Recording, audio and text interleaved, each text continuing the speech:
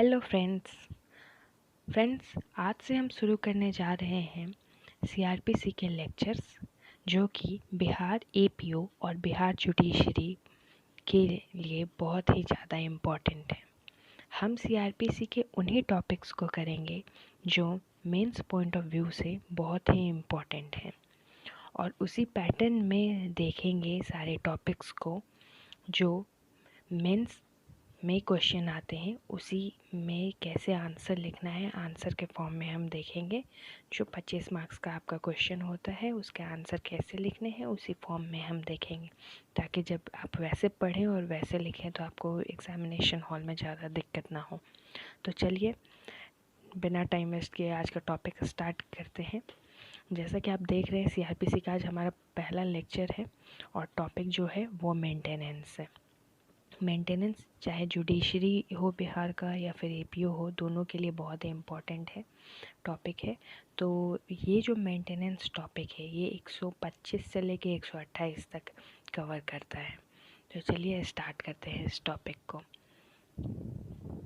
देखिए, मेंटेनेंस जो वर्ड है ये कहीं भी सीआरपीसी में डिफ़ाइन नहीं किया गया है, ठीक है। इसका प्रोविज़न 125 से लेके 128 तक दिया गया है, जिसका बेसिक मोटो है ये to ensure speedy, effective and inexpensive remedy against those person who neglect और refuses to maintain their dependents. And यहाँ डिपेंडेंट्स कौन है? Dependent includes child, wife and parents. तो अब हम आते हैं, इसका देखते हैं मीनिंग, ऑब्जेक्ट एंड स्कोप क्या है। तो मेंटेनेंस का जब हम मीनिंग देखते हैं तो मेंटेनेंस ऐसे भी आमतौर में आप देखते होंगे ये केस होता है, मेंटेनेंस से ख्याल आता है कि अच्छा वाइफ मेंटेनेंस मांगती है हस्बैंड से कि मेंटेन करने के लिए। अब ये मेंटेनेंस में क्या क्या आता है ये हमें देखना है। तो ये जो मेंटेनेंस है ना सिर्फ रोटी कपड़ा मकान इंक्लूड करता है, बट ये ऑल्सो इंक्लूड करता है ऐसी चीज़ें जो कि लाइफ के लिए, इसके चलाने के लिए बहुत ही ज़्यादा इम्पॉर्टेंट हो।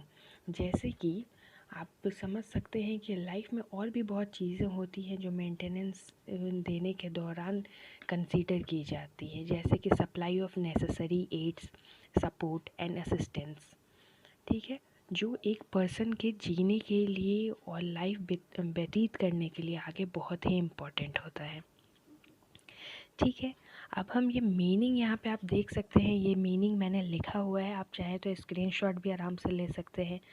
और आप स्पीड में भी, जब आप रिवीजन के मूड में हो तो 2x में स्पीड करके भी आप अच्छे से सुन सकते हैं। तो चलिए अब हम आते हैं कि ऑब्जेक्ट क्या है इसका। ऑब्जेक्ट यही है कि एक लाइन में अगर हम बताएं, एक लाइन में ही ऑब्जेक्ट बताना होता है तो to prevent starvation and destitution to the dependent, मतलब कि जो डिपेंडेंट है वो भूखे ना मरे, उसका लाइफ अच्छे से व्यतीत होना चाहिए। इसका मेन मोटो यही है कि डिपेंडेंट का लाइफ बचना चाहिए और कुछ नहीं। इसका केस है भगवान दत्त वर्सेस कमला देवी, 1975 का केस है, ठीक है। अब हम स्कोप में आते हैं। स्कोप ये हम देख सकते हैं कि ये एक सेकुलर प्रोविज़न है। सेकुलर प्रोविज़न का मतलब इसका ये हुआ कि ये एप्लीकेबल है हर एक पर्सन पे, इररिस्पेक्टिव ऑफ रिलीजन, ठीक है, इसीलिए इसको सेकुलर बोलते हैं। केस अगर आप देखें तो केस देख सकते हैं अहमद साहब वर्सेस मोहम्मद अहमद खान वर्सेस शाहबानू बेगम, 1985 का केस है ये। पर ये बहुत ही इम्पोर्टेंट केस है जिसमें कहा गया था कि डिसाइड करते वक्त मेंटेनेंस 125 के अंदर हम कभी भी पर्सनल लॉ को नहीं देखेंगे। यहाँ यही कहा गया था कि मेंटेनेंस अप्लाई करते वक्त पर्सनल लॉ को नहीं देखना चाहिए, और जो भी रिलीफ मिलता है वो सिविल नेचर का ही रिलीफ होता है या